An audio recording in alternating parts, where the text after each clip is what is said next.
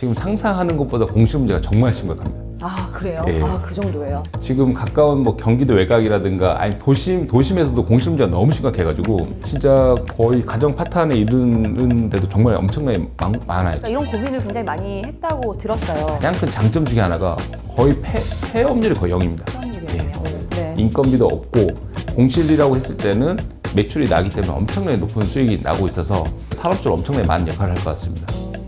조은지의 큐? 아니, 요즘 정말 다시 또 서울 집값이 또 꿈틀거리고 있다 이런 말들 많이 들리고 있던데 네. 어떤가요? 대표님 보시기에는 현재 서울 부동산 시장 앞으로 어떻게 보시나요? 지금 제가 생각했을 때 아마 주거용 부동산, 그러니까 아파트 같은 경우는 거의 일본이랑 동일하게 가지 않을까 그렇게 생각하고 있습니다. 그 가장 큰 이유는 네. 지금 지표를 보면 그 주택 구입 물량 지수라고 해가지고 중위소득자가 구입할 수 있는 주택의 수를 나타내는데 코로나 이후로 저희 중위소득자가 매입할 수 있는 주택의 수가 엄청나게 줄었습니다. 네. 예, 이거는 무슨 말이냐면 네. 그만큼 주택 가격이 너무 많이 올라서 이제는 집을 사기가 힘들다. 그러다 보니까 집을 살기 힘들다 보니까 이런 분들이 전세로 가고 네. 전세로 갔는데 또 전세 물량이 많이 줄어서 월세로 가고 네. 이렇다 보니까 결국은 주거 문제가 지금 발생하고 있고 네. 궁극적으로는 일본과 같이 동일하게 가는데 그럼 일본은 어떻게 갔냐? 네. 일본은 잃어버린 30년 동안 거의 집값이 오르지 않았습니다. 네. 그러다가 최근에 2, 3년 사이에 뭐 유동성 많이 풀리고 금리가 워낙 낮다 보니까 많이 네. 오르긴 했는데 결국은 일본과 같이 간다라고 하는 거는 뭐 강남이라든가 핵심 요지는 장기적으로 우상향할 가능성이 크지만 그 외의 지역은 크게 오르지는 않을 것 같아요.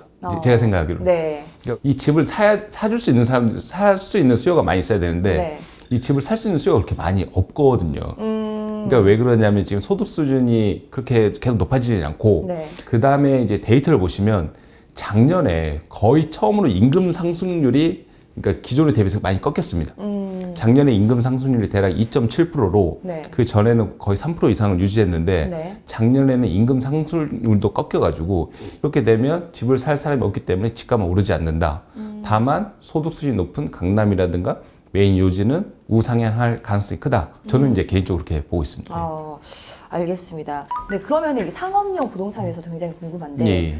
이 주거 시장과 달리 이 산업용 부동산은 좀 다른 흐름을 보이고 있나 어떤가요? 예. 결국 이제 이게 코로나 이후에 유동성이 많이 풀리고 금리가 낮아지면서 자산 가격이 엄청나게 많이 올라갔거든요. 네. 그러다 보니까 상업용 부동산의 가장 중요한 섹터인 오피스라든가 물류센터 같은 경우는 특히 오피스는 이미 너무 자산 가격이 많이 올라서 수익률이 이제 나오지 않기 때문에 거래가 안 되는 상황이고 네. 물류센터 같은 경우는 너무 공급이 많이 돼서 지금 공실이 많고 그러다 보니까 지금 다른 상업용 부동산 많이 관심을 갖는 게 뭐 소위 뉴 이코노미라고 해서 코리빙, 데이터 센터, 셀프 스토리지, 그다음 시니어 하우징 이쪽으로 자금이 많이 몰리고 있는 상황인 것 같아요. 직접 현장에 가보면은 이 공실 문제가 어느 정도 심각한 건가요? 예, 실제로 저도 이제 부동산 업계에 있는 분들을 많이 만나고 실제로 현장을 많이 다니고 그 다음에 공실로 고민하는 임대인 건물주 분께서 연락이 진짜 정말 많이 오거든요. 근데 이제 저희가 이제 말씀드릴 수 있는 거는 지금 상상하는 것보다 공실 문제가 정말 심각합니다. 아, 그래요? 예. 그 정도예요? 예. 지금 가까운 뭐 경기도 외곽이라든가 아니 도심에서도 공실 문제가 너무 심각해가지고 그러니까 도심을 예로 들자면 강남에서 약간 이면 도로에 통 건물이 비어있는 데가 정말 많아요. 그게 혹시 또 싸게는 또 이렇게 그 임대를 안 하는 게 또 예. 그 건물 가치에 영향을 줄 수 있어서 그런 건가요? 예, 맞습니다. 아니면 뭐요? 한 번 너무 싸게 임대를 주면 그 다음에 이제 더 높게 임대를 받을 수가 없거든요. 그리고 이제 임차인을 내보내기도 거의 어려운 상황이기 때문에 한 번 임대를 낮추는 순간 건물 가치가 엄청나게 많이 내려가는 이런 안 좋은 상황이기 때문에 네. 그렇게 해서 이제 임대인 건물주께서는 결국 부동산 사이클이니까 네. 이게 언젠가 좋은 사이클이 올 거라고 생각을 해서 지금 그냥 비워놓고 있지만 근데 저는 그 이 공실 문제는 그렇게 쉽게 해결되지는 않을 것 같아요. 그러면은 이제 최근 뭐 부동산 재테크에 대해서 또 고민하시는 분들 굉장히 예. 많이 있으실 텐데 예. 그럼 지금 시점에서 대표님께서는 상가 투자에 대해서 어떤 예. 다른 접근이 필요하다고 보시는지 누가 한다고 하면 좀 말리고 싶으시고 예. 어떤 조언을 좀 드리고 싶으신가요? 근데 지금 이게 되게 안타까운 게 뭐냐면 네. 지금 경매 같은 게 정말 많이 나와요. 그러니까 경매가 많이 나온다는 말은 네. 그만큼 힘들다는 이야기잖아요. 그러니까 그 돈을 낼 수 없는 상황이기 때문에. 네. 그러니까 안타깝게도 지금 너무 힘들어서 막 경매로 나온 물건이 너무 많은데 네. 또 투자자 입장에서는 어떻게 보면 이게 또 기회일 수 있거든요. 왜냐하면 지금 네. 상가 같은 게 엄청 싸게 나오는 게 진짜 이게 말도 안 되는 가격에 나오는 게 많이 있어가지고 그런 걸 싸게 매입을 하면 매입해서 운영을 하면 오히려 좋은 기회가 되지 않을까. 정말 엄청 저렴하게 매입을 하면 네. 장기적인 관점에서는 그래도 어느 정도 수익률은 나올 것 같다고 생각하고 있습니다. 저 대표님께서는 정말 예. 그 공실 상가들을 보면서 예. 이 공간을 어떻게 하면 살릴 수 있을까 이런 고민을 굉장히 많이 했다고 들었어요. 맞습니다. 예. 네, 그렇다면 혹시 대표님 지금 하고 있는 그 셀프 스토리지 사업도 그렇게 혹시 시작을 하시게 되신 건지 어떠한 계기로 좀 시작을 하시게 되신 건가요? 그 처음에는 이제 제가 사업을 하다가 그러니까 사업을 계속 좀 오래 해왔는데 네. 어떻게 하면 이제 더 좋은 사업을 할 수 있을까 막 고민을 많이 하다가 이 셀프 스토리라는 업을 우연찮게 알게 됐고 그렇게 해서 계속 운영을 하다가 이게 생각보다 시장이 성장을 하지 않더라고요. 그러다가 이제 좀 정체기를 많이 겪었는데 네. 이게 이 업 자체가 지점이 많아야겠다는 생각을 많이 했거든요. 그러니까 지점이 정말 많아서 쉽게 집을 맡기는 게 필요한데 그러다 보니까 제가 생각했던 거는 오히려 공실이 생각보다 너무 많고 앞으로 심각해질 가능성이 높아서 이런 공실을 활용하자라고 해서 전략을 취했는데 이 전략이 좀 잘 먹혔던 것 같아요. 그래서 공실로 고민하는 임대인 분들에게는 안정적인 수익을 주고 또 이렇게 주거비가 폭등한 분들에게는 이 짐을 맡기고 주거의질을 좀 개선하는 그런 식으로 저희가 그 중간에 어떤 주거 문제를 해결하는 플랫폼 역할을 하다 보니까 한 2, 3년 사이에 회사가 엄청나게 빠르게 지금 성장을 하고 있는 그런 상황입니다. 어떻게 보면 정말 필요한 서비스네요. 예. 네, 근데 아직 또 그 셀프 스토리지? 요 예. 개념에 대해서 또 낯선 분들도 많이 있으실 것 같아요. 예. 이 셀프 스토리지가 정확히 어떠한 건지 좀 잠깐 설명 좀 부탁드려도 될까요? 예. 그러니까 쉽게 얘기하면 집에 짐이 너무 많아요. 네. 그럼 이 짐을 개인 창고에 맡기는 건데 예전에는 아파트 같은 경우는 뭐 베란다 같은 데 많이 맡겼거든요. 네. 근데 그쵸, 예. 요즘은 베란다가 개념이 많이 없어지니까 맞아요. 확장하고 막 이렇게 하니까 예. 또. 그냥 맡길 곳이 없다 보니까 외부에 잘 갖춰진 창고에 보관하는 게 이제 셀프 스토리지 무인 창고인데 제가 이제 항상 얘기 드는 거는 네. 그 고시원을 생각하시면 좋을 것 같아요. 고시원이요. 예. 네. 고시원에 복도가 있고 방이 엄청나게 많잖아요. 네. 근데 이제 고시원은 이제 그 방마다 사람이 살고 셀프 스토리지 무인 창고는 이 공간에 짐이 산다라고 생각하시면 되는데 예전에는 1인 가구 위주로 해서 네. 이사 날짜가 맞지 않아서 짐을 많이 맡겼는데 최근에는 이사 날짜가 맞지 않아서 맡기는 분들도 많지만 너무 주거비가 비싸고 집이 좁아지니까 이 짐을 맡기고 쾌적하게 지내려고 하는 분들 위주로 지금 이런 셀프 스토리지 창고를 이용하고 있는 상황입니다. 예. 또 기업 고객들도 또 많이 또 이용한다면서요. 예. 그러니까 정확하게는 기업 고객도 많이 있지만 네. 약간 개인 사업자분들이 많이 맡겨요. 개인 사업자분들이. 예. 근데 요즘 SNS로 물건 파시는 분들이 정말 많더라고요. 네. 근데 이런 분들이 거의 다 개인 창고가 있거든요. 그러니까 이런 분들이 그러니까 3PL이라고 해서 정말 좀 큰 단위로 물류창고를 이용할 수 있지 않은 소형 규모면 다 개인 창고가 있습니다. 왜냐하면 이런 분들이 집에다가 이렇게 물건을 사서 네. 보관하고 있다는 게 사실 거의 불가능하기 때문에 네. SNS로 물건을 파시는 분들 거의 개인 창고가 있어가지고 거기에 이제 물품을 받아서 보관하고 있다가 주문이 들어오면 배송을 해드리는 이런 형태로 SNS 셀러들이 정말 많이 개인 창고를 이용하고 있고 그 다음에 이제 정확하게는 그러니까 소규모 사업자들 개인 창고 거의 다 있어요. 네. 그러니까 뭐 인테리어 아까 말씀한 인테리어업 그다음에 뭐 에어컨 설치업 뭐 청소 등등 해가지고 이런 분들이 거의 다 개인 창고가 있어가지고 거기에 재고라든가 필요한 물품을 보관하고 있다가 필요할 때마다 가져가는 그런 형태로 지금 사업자들도 많이 맡기고 있는 상황입니다. 네.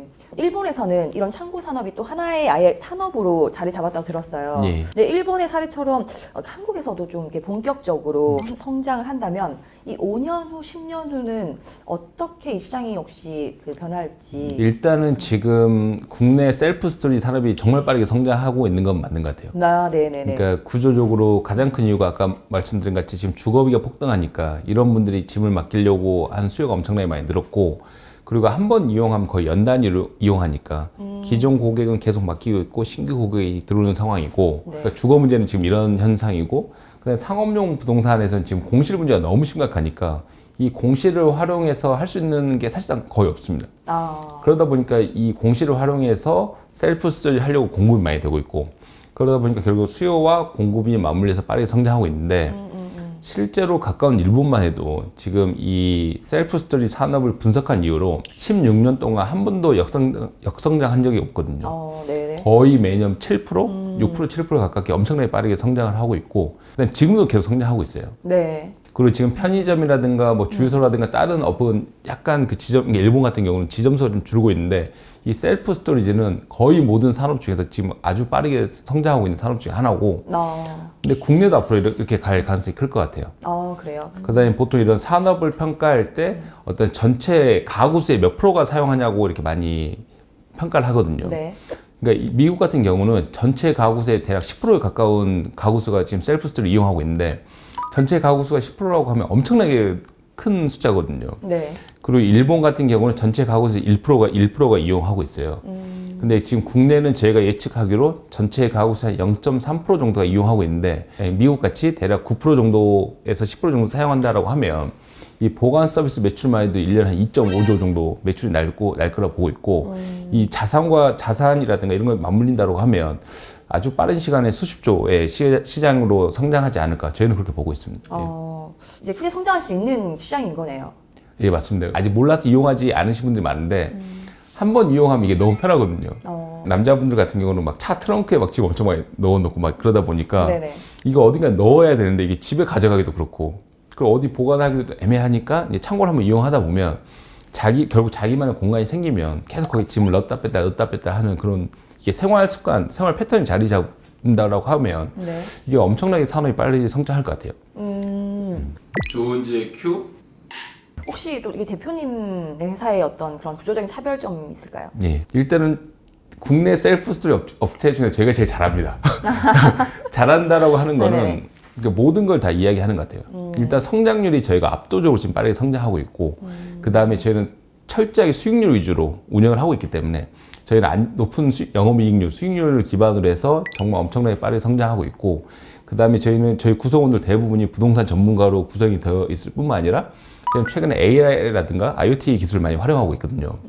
그러니까 한 예로 저희가 지금 고객 데이터를 엄청나게 많이 분석을 해서 어떻게 하면 더 많은 고객이 이용할까 분석도 하고 그 다음에 자체 배송 서비스를 활용을 해가지고 그 1인 가구 같은 경우는 그 짐 운반이 힘들 경우에 저희가 방문해서 픽업해서 창고에 넣어드리는 그런 도어투도어 서비스 운영하고 그 다음에 무엇보다 모든 임대인 분들께서도 높은 수익률을 올릴 수 있도록 정말 많은 노력을 하고 있어가지고 그렇기 때문에 제가 압도적으로 빨리 성장하고 있고 저희가 조만간 올해 말이 되면 압도적인 시장 1위가 될 거라고 확신하고 있습니다. 네, 대표님의 또 강한 열정이 느껴지네요. 빠이야.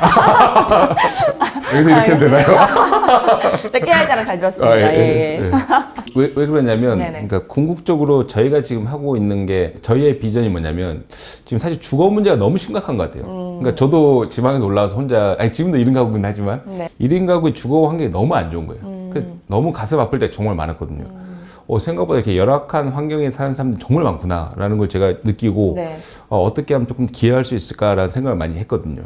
그렇게 해서 저렴한 요금제도 최대한 오랫동안 유지하려고 노력했고 또 한편으로는 지금 공실 문제가 너무 심각한데 실제로 저는 많이 느끼니까 또 연락도 많이 오니까 근데 진짜 어느 정도냐면 네. 회사를 퇴직하거나 공무원을 퇴직하시고 그냥 큰 욕심 없이 한 달에 뭐 200~300만 원 조그만 월세 받으려고 투자하신 분들이 대부분이에요.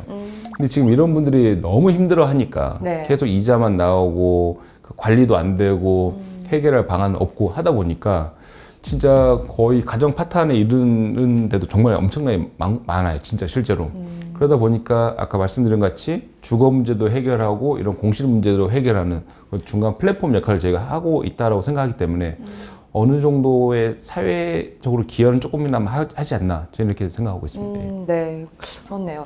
그리고 특히 또 그 자체 배송이나 짐 이동 서비스를 예. 업계 뭐 최초로 도입을 예. 하셨다고 들었어요.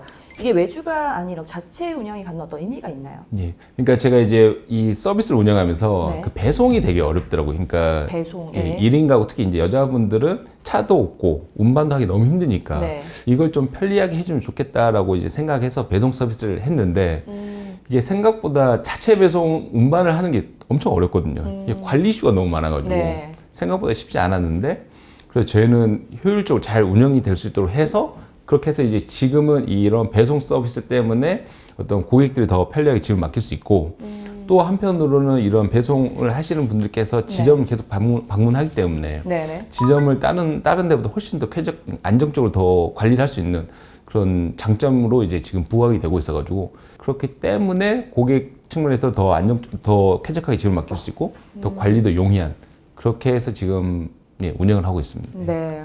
네, 그러면 또 여기 어떤 아이엠박스만의 어떤 네. 뭐 창업 비용이나 네. 뭐 가성비 측면이나 네. 네, 거기 어떤 차별점이 혹시 있을까요? 예. 일단 비용 같은 경우는 저희가 네. 그러니까 저희 구조는 쉽게 네. 얘기하면 그 스타벅스 생각하시면 될 것 같아요. 그러니까 스타벅스도 이제 건물주 분들이 스타벅스 유치하려고 엄청 노력 많이 하잖아요. 그렇게 해서 이제 그 처음 초기 시설비라든가 초기 비용은 이제 임대인이 많이 지불하시고 이제 스타벅스가 발생하는 매출의 일부분을 임대인 드리는 형태로 임대를 드리는데 저희도 아예 그렇게 똑같이 가고 있고 저희도 이제 임대인 분들에서 연락이 주시면 임대인 시설비 지불하시는데 이게 전용 평당 대략 150만 원 정도의 시설비가 발생하거든요. 그러니까 50평이라고 하면 한 7,500만 원 정도의 시설비가 발생하고 그 다음에 저희가 발생하는 매출의 대략 80%를 임대인한테 지금 드리고 있어요. 그렇게 해서 발생하는 수익 쉐어 형태로 운영을 하고 있는데 그렇게 해서 이제 임대인께서도 만약에 공실로 고민을 하신다라고 하면 이렇게 안정적인 수익을 드릴 수 있기 때문에 이런 셀프 스토리를 한번 고민해 보시는 게 좀 좋지 않을까 이렇게 생각합니다. 그리고 그 초기 투자 비용 때문에 또 고민하는 분들도 있다고 들었어요. 네. 네, 평균적인 어떤 투자 회수 기간은 어느 정도 걸리는지 궁금합니다. 네. 지금 저희 아이엠박스가 가장 중요하게 생각하는 게 상생을 가장 중요하게 생각하거든요. 네. 그러니까 윈윈하고 상생을 되게 중요하게 생각하는데 저희가 이제 전용 평당 150만 원의 시설비는 사실 다른 어떤 업을 해도 그렇게 비싼 것 같지는 않아요. 비싼 것 같지 않고 이거는 결국은 이제 수익률을 최적화하기 위해서 이 정도 비용이 형성되어 있고 그다음에 지금 실제 현재로 빠른 지점은 시설비 회수하는데 거의 1년 안에 회수하는 데도 정말 많이 있고 그다음에 정말 오래 걸리면 뭐 2, 3년도 걸릴 수 있는데 아까 말씀드린 것 같이 만약에 그 해당 자산이 공실이었다라고 하면 저희가 엄청나게 높은 수익률을 올리고 있고 그다음에 시설비를 회수하는 기간도 거의 짧으면 1년, 길게는 한 2, 3년 안에는 거의 다 회수하는 게 지금 현재 상황입니다. 근데 심지어 저희는 이렇게 시설비를 회수하기도 전에 실제 운영하고 있는 지점을 매각한 사례도 있습니다. 그러니까 원래는 오랜 기간 동안 공실을 비해 있었는데 네. 저 아이엠박스가 들어가 수익을 내 가지고 실제로 이 건물주가 이 자산을 매입을 하는 아주 좋은 사례도 제가 가지고 있습니다. 네, 지금 뭐 이렇게 많은 지점을 지금 운영하시는 걸로 알고 있는데요. 네. 현재 그 운영 중인 그 지점의 어떤 그 유지율과 안정성은 어느 정도인지 궁금합니다. 네. 지금 저희가 대략 한 200개 정도의 지점을 운영하고 있고 네. 지금 엄청나게 빠르게 늘고 있는데 지금 저희가 운영하는 지점의 대부분이 거의 한 80% 이상 엄청 높은 점유율을 올리고 있어요. 실제로 저도 이제 보면 이렇게 짐을 맡기는 사람이 많아 할 정도로 깜짝 놀라고 있는 상황인 거고 네. 그다음에 이제 사실 이제 이 셀프 스토리 같은 경우는 한번 이 점유율이 올라가면 점유율이 그렇게 거의 내려가지 않습니다. 그러니까 왜냐면 아까 말씀드린 것 같이 고객 1인당 거의 1년 이상 짐을 보관하기 때문에 그러니까 초반에 점유율을 높이는 걸 제가 엄청 중요하게 생각해서 초반 점유율을 높이면 그게 이제 꾸준히 안정적으로 엄청 오랜 기간 하고 있어요. 그러니까 초반에 얼마만큼 점유율을 올리냐가 좀 중요한 거고 그 점유율이 70%, 80%까지 올라가면 계속 장기간 동안 안정적으로 운영이 되는 거고 그다음에 실제로 저희가 운영하는 지점의 거의 대부분이 네. 뭐 짧으면 3개월, 길게는 6개월 어떤 평수를 떠나서 거의 3개월, 6개월 안에 거의 점유율 70, 80%까지 가고 있고 네. 그다음에 사실상 이 셀프 스토리의 가장 큰 장점 중에 하나가 거의 폐업률이 거의 0입니다. 아, 폐업률이요.